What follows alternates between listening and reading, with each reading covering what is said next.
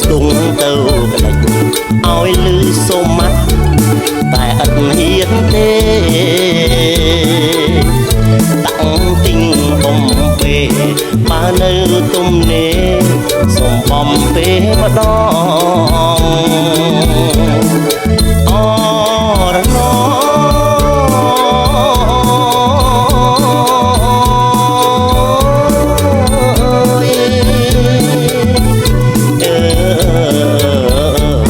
បងសុំមាសមេបំពេបានម្ដងស្រឡាញ់ប្រងទៀតបងទៀតបែបណាសុភាពចេះដឹងរបៀប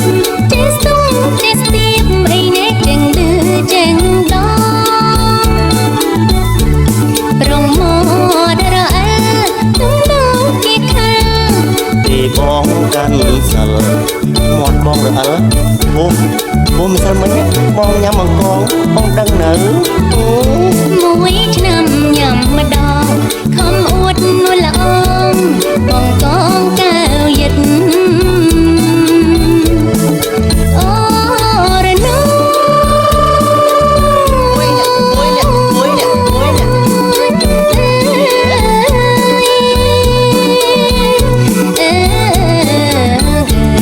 មួយឆ្នាំញ៉ាំម្ដងបងកងកៅយិតស្រឡាញ់ស្រីម្នាក់ស្រឡាញ់ដល់ថ្នាក់នាងសុំមៀងប្រាក់យកទៅទិញយ៉ាក់ណែខ្ញុំហាក់លែងគិតអួតអើយអើយអួតតែអំនួតរវល់ដើរអួតមើលឆ្នាំងបាយសួតអួតអងអីលិតក្នុងមួយអាទិត្យណែបាច់តាមខ្ញុំគិត$1000ណា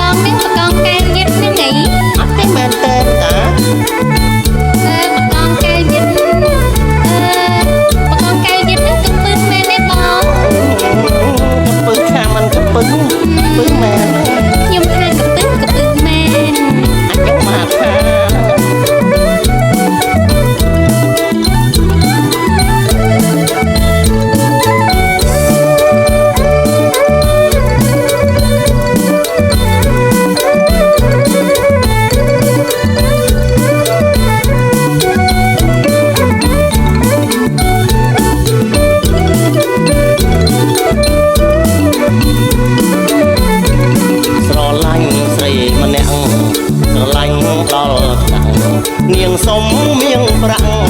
យកទៅទិញយ៉ាក់ណែខ្ញុំហាក់លែងគិត